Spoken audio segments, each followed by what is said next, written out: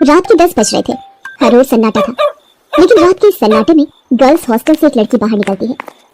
उसकी सैंडल की खटखट की आवाज से वो सन्नाटा टूटता है। बाहर उसके इंतजार में एक आदमी अपनी बड़ी और लंबी सी कार में बैठा हुआ है। वो उसकी कार के पास जाती है और उसके शीशे पर नॉक करती है। शीशा खुलता है। लड़की अंदर बैठे शख्स से पूछती है, दिवाकर मित्तल? अंदर बैठा आदमी सहमति में अपना सिर हिलाता है। फिर वो लड़की जिसका नाम शोभा था, वो उसकी गाड़ी में उसकी बगल वाली सीट पर बैठ जाती है। दिवाकर मित्तल उसके चेहरे की ओर मुस्कुराकर देखता है और कहता है, जैसा सुना था वैसे ही हो तुम, बहुत तीखी, लाल मिर्च की तरह। दिवाकर मित्तल के पैर कार के एक्सीलेटर पर जाते हैं और पल भर में कार हवा से बातें करने लगती है। थोड़ी देर बाद वो कार शहर के एक सबसे बड़े 5 स्टार होटल में प्रवेश करती है। दिवाकर मित्तल पार्किंग में अपनी कार लगाता है और होटल के रिसेप्शन पर जाता है और अपनी प्री बुकिंग के बारे में बताता है। दिवाकर अपने रूम की चाबी लेता है और शोभा के साथ उस कमरे में जाता है। दिवाकर दरवाजा बंद करता है और शोभा से पूछता है, कुछ लोगे तुम, पीने या खाने में? आप जो भी मंगा लीजिए। दिवाकर होटल के कमरे में लगे फोन से रिसेप्शन पर कॉल करके अपना ऑर्डर देता है। थोड़ी देर में वेटर ऑर्डर लेकर आ जाता है। वे दोनों खाने के साथ साथ थोड़ा थोड़ा पीते भी हैं और फिर दिवाकर और शोभा एक दूसरे में खो जाते हैं। सुबह जब शोभा की नींद खुलती है तो दिवाकर वहां नहीं होता है। उसके तकिए के नीचे नोटों की गड्डी रखी होती है।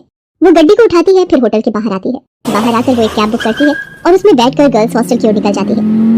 कैब वाला बीच बीच में उसे घूर कर देखता है तो शोभा को गुस्सा आ जाता है। क्या देख रहे हो, क्या देख रहे हो? बार बार पीछे मुड़कर आगे देखकर गाड़ी चलाओ, नहीं तो अभी तेरी कंपनी में फोन करूंगी, फिर सारा घूरना निकल जाएगा। कैब वाला शोभा की बातों से डर गया। शोभा कैब की खिड़की से बाहर देखते हुए जा रही थी और मन ही मन खुद से बातें कर रही थी। सब कुछ कितना फेक है ना यहाँ, सब कुछ।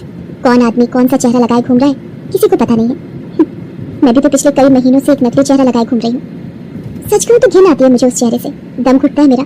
लेकिन अब इस चेहरे के बिना मैं रह भी तो नहीं सकती। ये कहानी है जमालपुर की रहने वाली शोभा की। शोभा शहर के एक हॉस्टल में रहती है और इंजीनियरिंग की पढ़ाई कर रही है। वो 8 महीने पहले ही शहर आई है। शोभा के पिता दीनदयाल उससे बहुत प्यार करते हैं। उसे अब भी याद है जब वो ट्रेन में बैठकर शहर आ रही थी तो। क्या बाबा, आप इस तरह बच्चों की तरह रोएंगे तो मैं शहर कैसे जाऊंगी? क्या कहूँ शोभा, 5 बरस की थी तू जब तेरी अम्मा तुझे गोद में डालकर हमेशा के लिए हम सबको छोड़कर चली गई। तब से तुझे ही देखकर जिया है।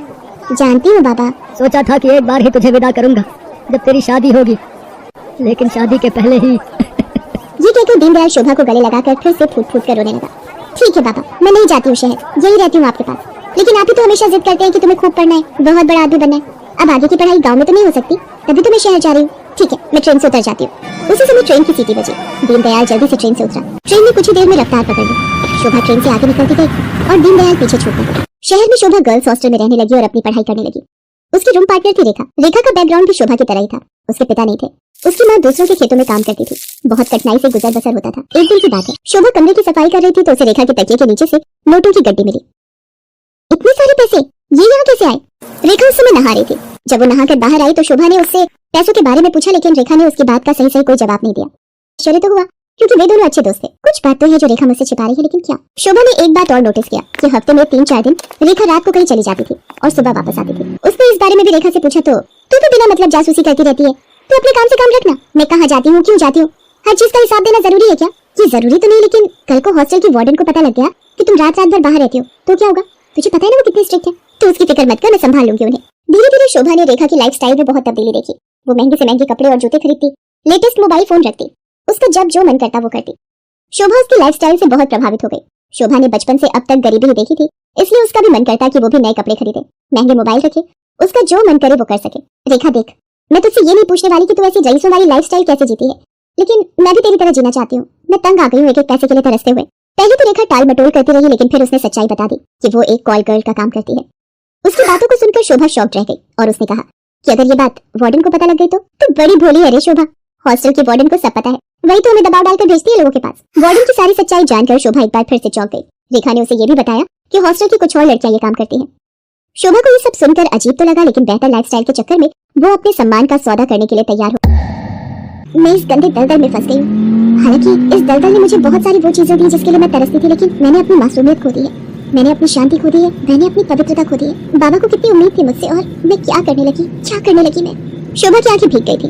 वो अब ये काम नहीं करना चाहती थी, लेकिन हॉस्टल की वार्डन उस पर बार बार दबाव डाल रही थी। देख शोभा, जल में रहकर मगर से बैर मत कर, और हाँ, ये सती सावित्री बनने का नाटक छोड़ और जो बोलती हूँ वो कर। शोभा ने वार्डन को फिर से इनकार कर दिया। गुस्से में वार्डन ने उसे कहा, देख शोभा, तेरा इनकार तेरे भविष्य के सारे रास्ते बंद कर देगा। मेरी एक शिकायत पर कॉलेज से भी तुझे निकाल दिया जाएगा और तुझे मैं इतना बदनाम करवा दूंगी कि इस शहर तो क्या तू कहीं भी किसी को मुंह दिखाने के लायक नहीं रहेगी। शोभा उस रात हॉस्टल से निकली तो जरूर, लेकिन उसने कुछ तय कर लिया था। वो हॉस्टल से निकलकर सीधा पुलिस स्टेशन पहुंची और इंस्पेक्टर नाज़नीन को हॉस्टल और वार्डन की सारी सच्चाई बता दी। शोभा की बात सुनकर नाज़नीन शॉक्ड रह गई। शर्म आ रही है मुझे तुम पर और उन सभी लड़कियों पर जो अच्छी लाइफस्टाइल के चक्कर में शॉर्टकट अपनाती हैं और अपने सम्मान का सौदा करती हैं, और तुम जैसे मासूम लोगों का फायदा तुम्हारी वार्डन जैसे लोग उठाते हैं। मुझसे बहुत बड़ी गलती हो गई इंस्पेक्टर नाज़नीन। मुझे खुशी है कि तुम्हें अपनी गलती का एहसास तो हुआ, लेकिन ये गलती कोई और न करे और तुम्हारी वार्डन किसी और का फायदा न उठाए। इसके लिए इस पूरे रैकेट को तोड़ना पड़ेगा। इंस्पेक्टर नाज़नीन ने वार्डन को गिरफ्तार कर लिया और उसे जेल भेज दिया। जिस वार्डन पर लड़कियों की सुरक्षा की जिम्मेदारी थी, वो उनका सौदा करने लगी थी।